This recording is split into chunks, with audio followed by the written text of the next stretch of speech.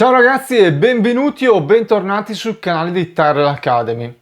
Uno degli argomenti più discussi negli ultimi mesi è l'aumento del tasso di inflazione, che come sappiamo è causato tra le varie cose da una politica monetaria particolarmente accomodante da parte delle banche centrali e dalla guerra tra Russia e Ucraina.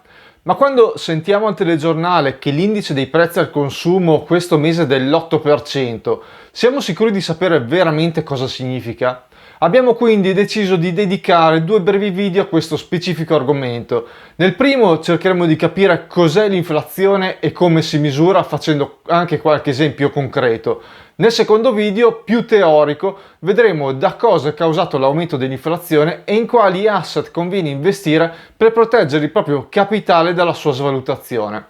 Bene, ancora pochi secondi di pazienza e partiamo subito con il primo argomento. A tra poco!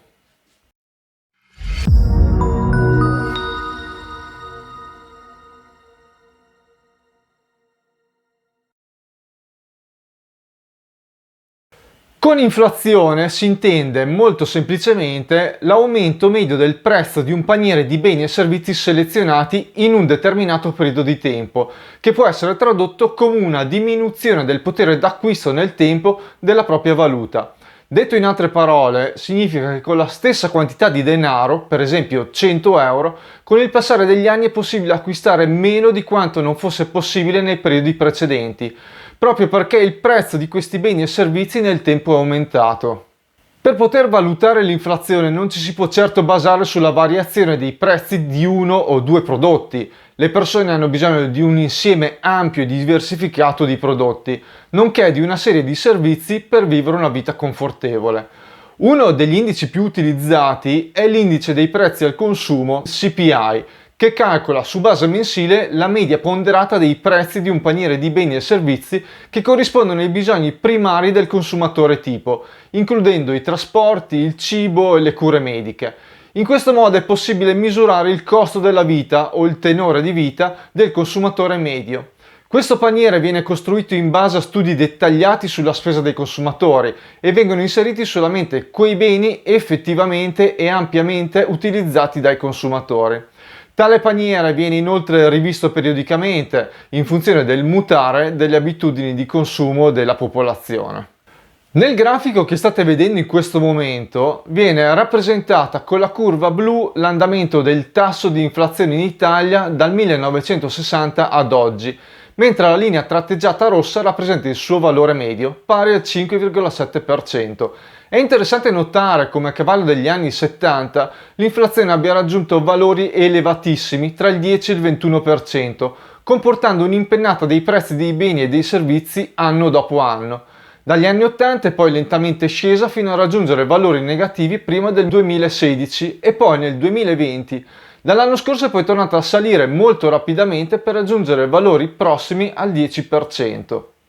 Ma cerchiamo di capire con un esempio quanto è cambiato il prezzo medio dei beni e dei servizi nel tempo. Per semplicità prendiamo come riferimento un bene di consumo generico, per esempio una pizza e una birra, che negli anni 60 costavano intorno ai 1000 lire, equivalenti a circa 50 centesimi di euro al giorno d'oggi.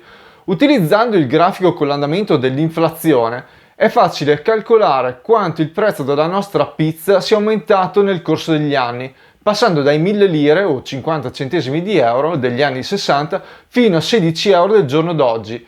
Il calcolo è stato svolto considerando l'indice di inflazione annuale medio relativo a un paniere di beni, quindi si tratta di un valore generalizzato e non è relativo a questo specifico bene di consumo, ovvero la pizza e la birra.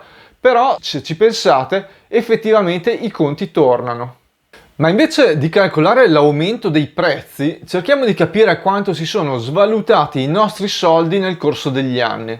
Ipotizziamo che nostro nonno negli anni 60 avesse nascosto sotto il materasso 200 milioni di lire, l'equivalente di circa 100.000 euro. Ecco, quanto vorrebbero oggi? Beh, tenetevi forte perché il risultato vi sorprenderà. Quei 200 milioni di lire, che ai tempi del nonno erano un vero e proprio patrimonio, al giorno d'oggi varrebbero circa 2.000 euro. A causa dell'inflazione, il valore di quel capitale si è letteralmente sbriciolato. Senza andare così indietro nel tempo, ipotizziamo che i nostri genitori abbiano messo da parte nel 2000 sempre 100.000 euro senza investirli. Adesso quel capitale varrebbe circa 60.000 euro, perdendo quindi il 40% del valore. Intendiamoci, il valore nominale non è cambiato, 100.000 euro rimangono sempre 100.000 euro, però la quantità di beni che potete comprare con questi soldi è diminuita del 40% rispetto a 23 anni fa. Bene ragazzi, in questo primo video abbiamo cercato di capire meglio cos'è l'inflazione, facendo qualche esempio pratico per farvi toccare con mano quanto sia in grado di influenzare il valore del denaro e dei vostri risparmi. Di fatto l'inflazione è qualcosa di subdolo in quanto è un fenomeno lento, invisibile e impercettibile. Generalmente quindi non ci si pensa ed è difficile rendersi conto di quanto possa essere realmente deleterio per i nostri risparmi. Per questo motivo è importante sapere di cosa si tratta ed è fondamentale compensare questa svalutazione con degli investimenti che permettano almeno di recuperare la perdita e mantenere il valore del proprio capitale costante nel tempo. Le possibili soluzioni di investimento sono svariate ed è possibile trovare quella più adatta ad ogni risparmiatore e investitore.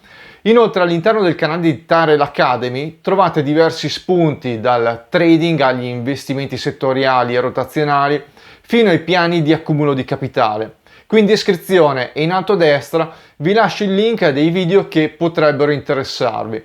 Trovate anche la nostra mail nel caso in cui vogliate contattarci. Con questo siamo davvero arrivati alla fine di questo primo video sull'inflazione. Spero vi sia stato d'aiuto per capire meglio cosa sia l'inflazione e come impatta sui vostri risparmi e sulla vostra vita. Se l'argomento vi è piaciuto vi chiedo di mettere un bel like qui sotto e se questi argomenti vi interessano e appassionano iscrivetevi al canale e cliccate sulla campanellina per essere avvisati quando usciranno i prossimi video.